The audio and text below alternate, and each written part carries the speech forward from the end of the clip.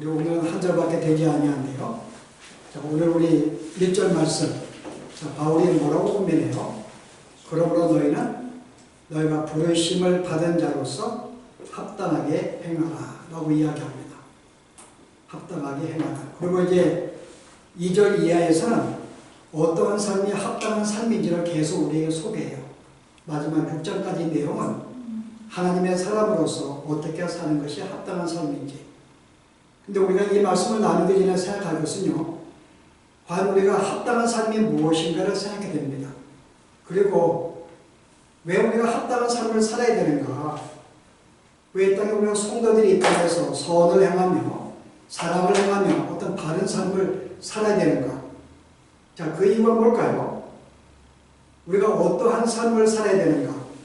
자, 우리가 먼저 어떠한 삶을 살아야 되는가를 알기 위해서는 무엇을 먼저 알아야 돼요? 삶의 목적이 무엇인지를 알아야 됩니다.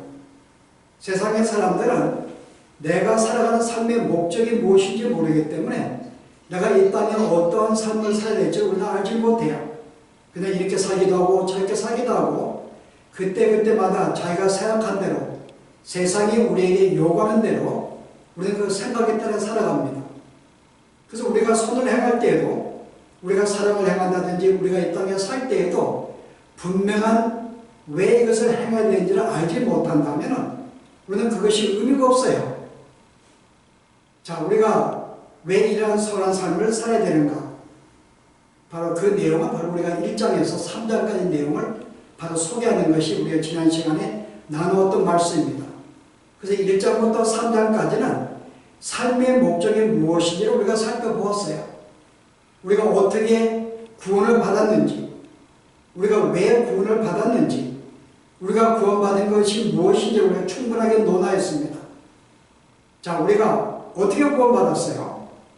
우리가 구원받은 것은 우리가 예수를 믿어서 구원받은 것이 아닙니다. 이미 하나님이 이 만물을 짓기 전에 이미 우리를 아셨고 선택하셔서 하나님의 자녀로 삼기로 이미 계획을 세워놓으셨어요. 그 후에 우주를 창조하셨고 하나님의 계획에 따라 우리를 하나님의 자녀로 부르셨습니다. 근데 왜 불렀는가? 하나님의 자녀로? 그냥 하나님의 자녀로 삼기 위해서 부른 것이 아닙니다. 1장 3절에 뭐라 그래요? 우리를 왜 불렀는가를 소개해요. 왜 우리가 하나님의 구원받은 백성으로 하나님의 자녀로 우리를 불렀는가? 자, 그 이유가 뭐라 그래요? 4절에요. 창세전에 그리스도 안에서 우리를 택하사 우리로 살아가면서 그 앞에 거룩하고 흠이 없게 하시려고. 자, 단순히 하나님의 자녀로 삼으신 목적으로 끝나는 게 아니라 참 목적이 뭐예요? 하나님 앞에서 거룩하고 흠이 없는 존재로 살게 하기 위해서, 이게 궁극적으로 구원받은 우리의 목적입니다. 우리가 흠이 없는 존재로, 거룩한 존재로 영원한 세계에 살게 하기 위해서 우리를 불렀다고 하는 거죠. 이게 우리가 부름받은 우리가 하나의 목적입니다. 그럼 우리가 이 땅에서 행하는 모든 것은 뭐예요? 내가 사랑을 행한다든지 선을 행한다든지 구제한다든지 내가 어떤 하나님께 예배하거나 기도하거나 우리의 모든 행위는 무엇을 위한 것인가요? 궁극적으로는 거룩한 삶을 우리가 살기 위해서, 결국 거룩한 존재로 우리가 성장하기 위해서 하는 모든 것입니다. 단순히 선을 행하는 게 아니에요. 선을 행하는 걸 통해서 우리는 점점 하나님의 사람으로 거룩한 존재로 나아가기 위한 것입니다. 그래서 우리가 어떤 일을 행하든지 간에 우리는 분명한 목적이 있어야 돼요. 왜 행하는가? 내가 하나님의 부름받은 거룩한 존재로서 이 거룩한 삶을 내가 살기 위해서 내가 형제를 용서하기도 하고 사랑을 행하기도 하고 내가 봉사하기도 하고 헌신하기도 합니다. 이게 우리의 목적이에요. 그래서 우리가 단순히 행하는 게 아니라 오늘은 3절까지 내용은 실은 어떤 우리가 왜 구원받는지를 먼저 설명을 하고 해. 바울은 이것을 근거로 해서 이런 이유로 너희 이와 같은 삶을 살 것을 우리 교훈합니다. 바울의 모든 글은 다 이렇게 시작을 해요.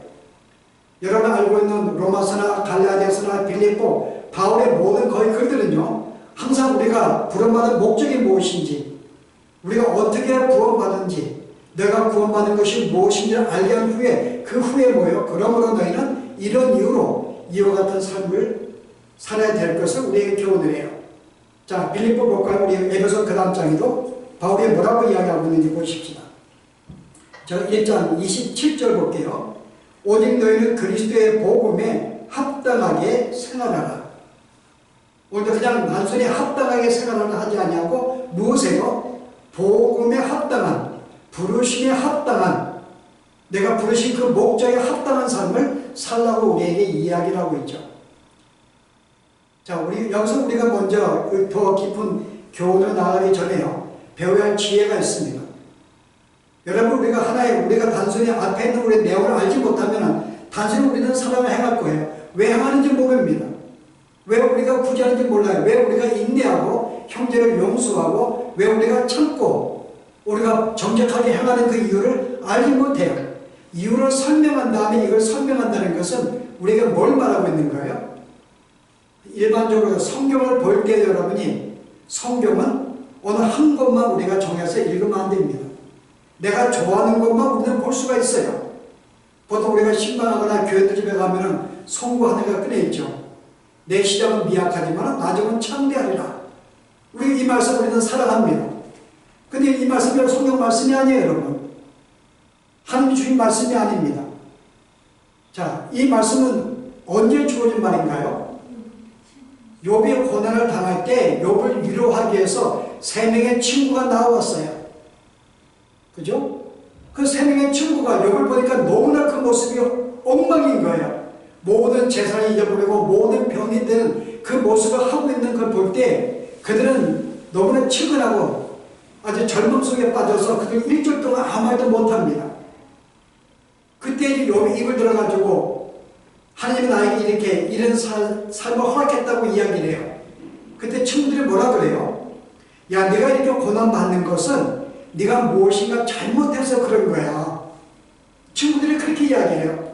네가 뭔가 잘못했기 때문에 네가 이렇게 어려움 당하고 있는 거지. 네가 잘 살았으면 하나님이 네가 축복을 주었을 거지. 근데 분명히 네가 뭔가 죄가 있어. 회개해. 그럼 네가 회개한다면은 지금 내가 병들고 미약하지만은 네가 나중은 더 창대할 수 있어. 나중은 번성할 수 있어. 이런 의미로 친구들이 이야기한 거예요. 자, 이 말은 누가 한 거예요? 3명의 친구 가운데 1명, 빌닷이 그렇게 이야기한 것입니다. 이것은 하나님의 말씀이 아니라 욥을 공격하기 위해서, 왜냐하면 욥은 내가 주 앞에 아무것도 잘못하지 아니했는데 왜 내가 이런 병이 들고 모든 재산을 빼앗기고 내 모든 가족이 다 죽게 되었을까? 그가 한탄할 때에 친구들이 거기에 이제 반박하는 거예요. 네가 의로 아무 잘못이 없는데 어려움 당한다고? 네가 잘못했기 때문에 그런 거야 라고 하면서 회개하면은 네가 시작은 지금 이렇게 어렵고 형편이 병든 가운데 있지만은 네가 나중은 창대할 수 있어. 바로 우리가 이런 오리를 범할 수 있는 거죠. 그래서 우리가 성경을 읽을 때에도 우리가 내가 좋아하는 한 구절만 택해서 내가 읽는다든지 오늘 성경 한 군만 읽는다든지 그럼 우리가 이런 오리를 범할 수가 있죠. 만약에 우리가 마태복음을 읽을 수가 있어요. 누가복음 읽을 수가 있습니다. 근데 성경 하나 읽으면 어떻게 돼요? 누가복음 읽을 때 자, 누가복음은 예수님이 어디에 초점을 두고 기록했는가요? 인간으로 오신 예수님의 초점을 두고 기록한 책입니다. 거기 하나님의 그리스도의 인성을 강조해요. 하나님임에도 불구하고 단순히 인간으로 오신 인간의 인성을 강조합니다. 그래서 누가복음을 읽다 보면은 예수님이 인간으로 배고파하시고 목말라하시고 슬퍼 이런 내용들을 소개해요. 그럼 우리는 그것만 살아가게 되면 어떻게 돼요? 그럼 이렇게 되면은 예수님의 인간성밖에 보이지 않습니다.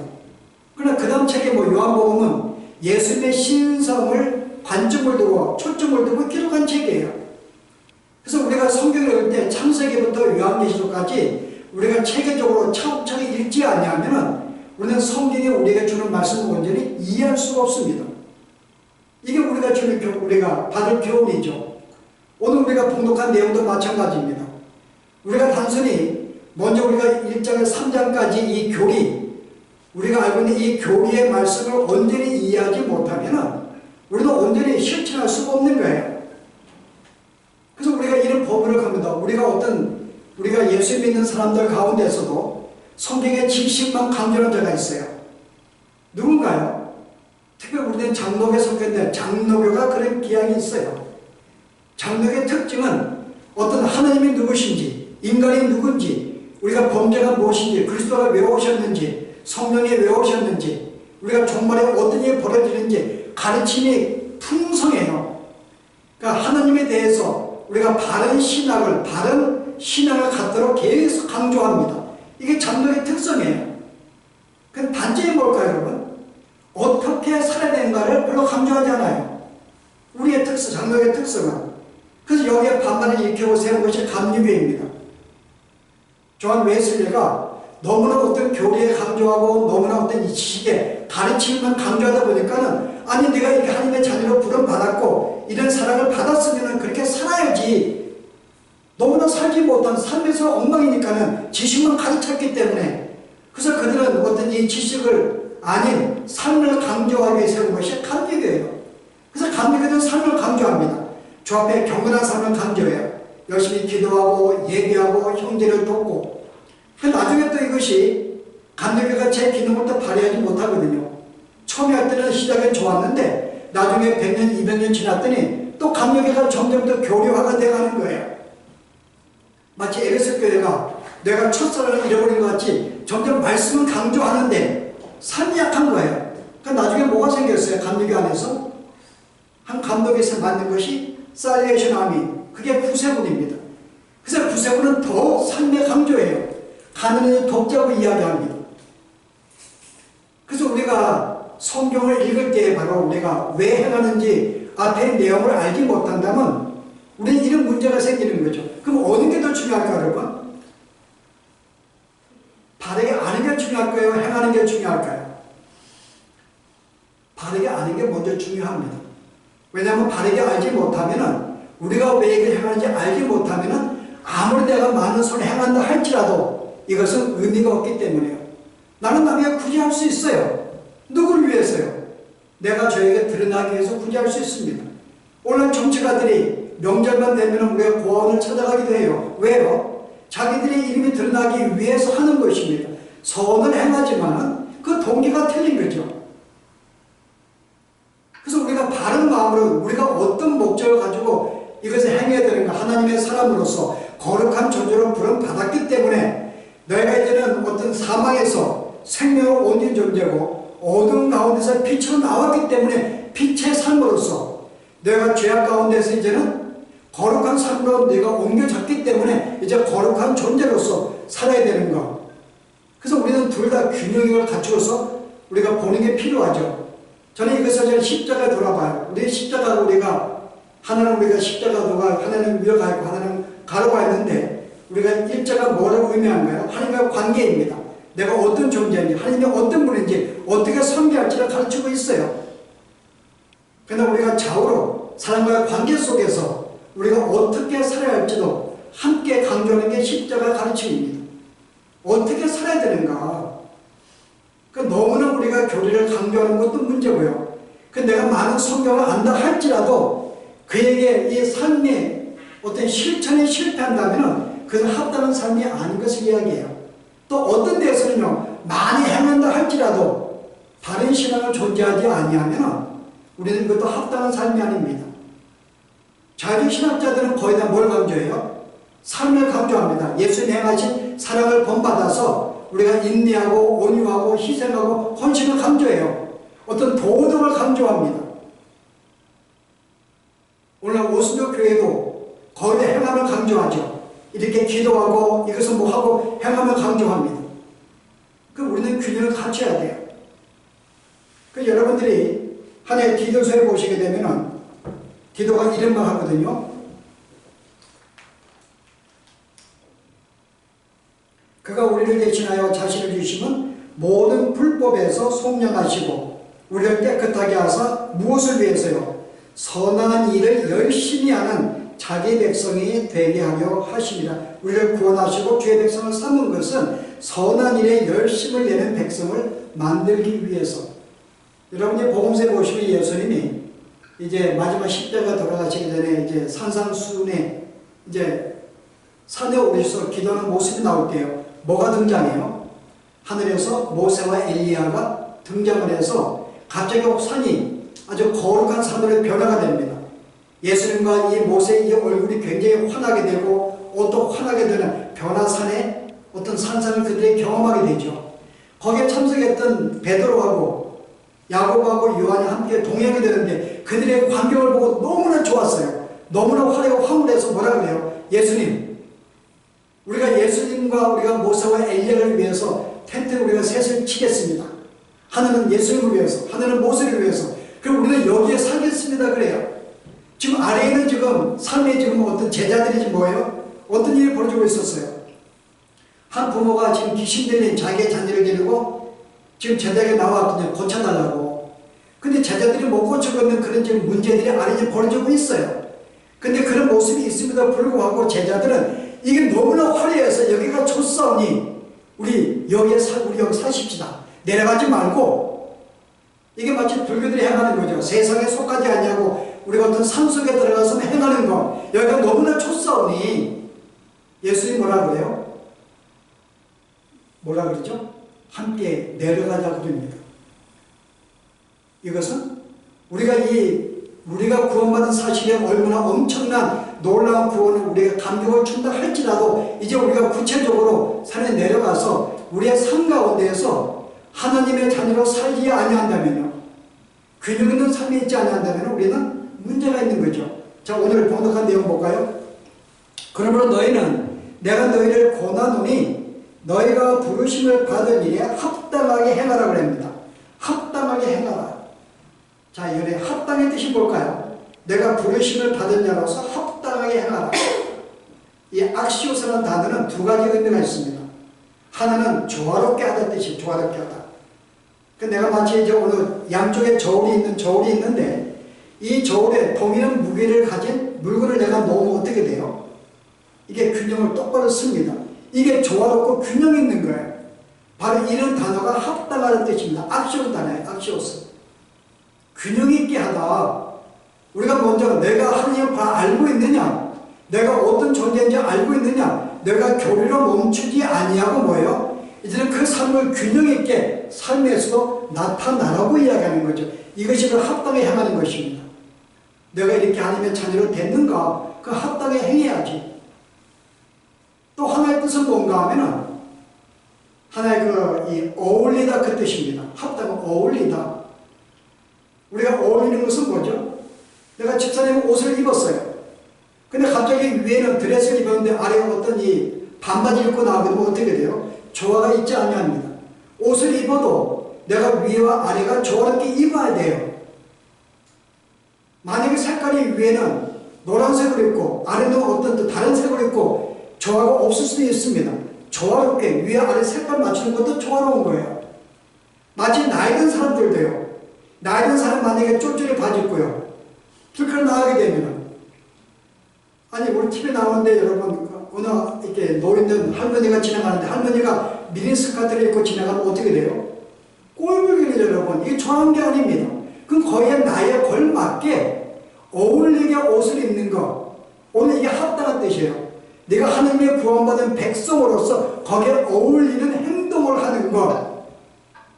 하나님의 거룩한 백성을 구원받았는데 마치 어두움에 악을 행하고 불의를 행하고 정직하지 못하면 어울리지 않는 삶입니다. 내가 빛의 자녀가 되었다면 거룩한 자녀로 부름받았다면 의로운 존재가 되었다면 거기에 걸맞는 생활을 하는 것. 그 예수님이 뭐라 그래요? 너희가 아는 것에 걸맞게 생활하는 너희가 복되다고 이야기합니다. 한번 보실래요? 요한복음 13장이요. 17절 보세요. 너희가 이것을 알고 행하면 복이 있을 것이다. 내가 알고 행한다면 균형 있는 삶을 이야기하죠.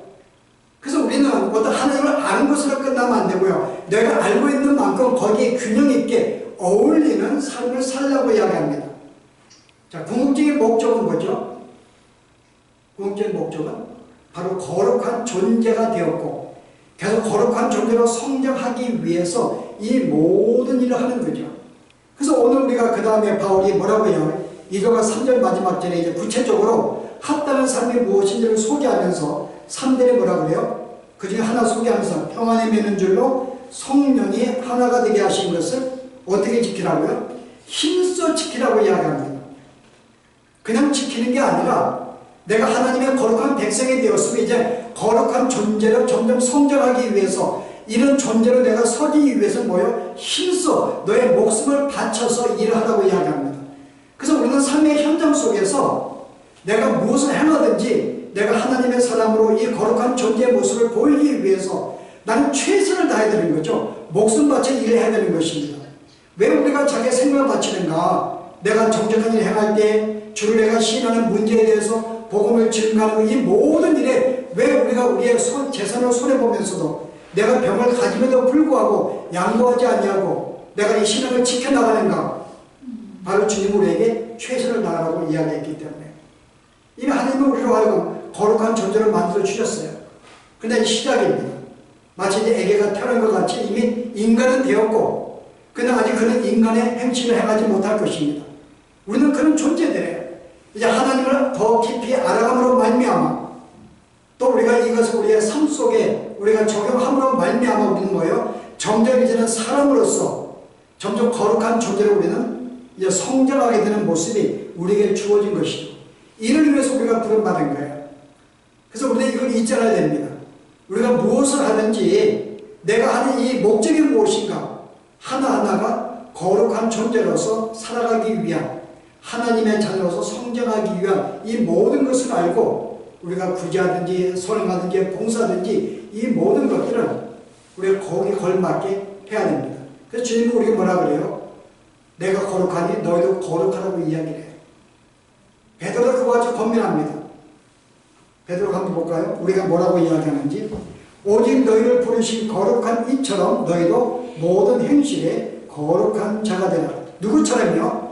너희를 부르신 거룩한 자, 거룩하신 하나님처럼 너희도 거룩한 자가 되라 행하라.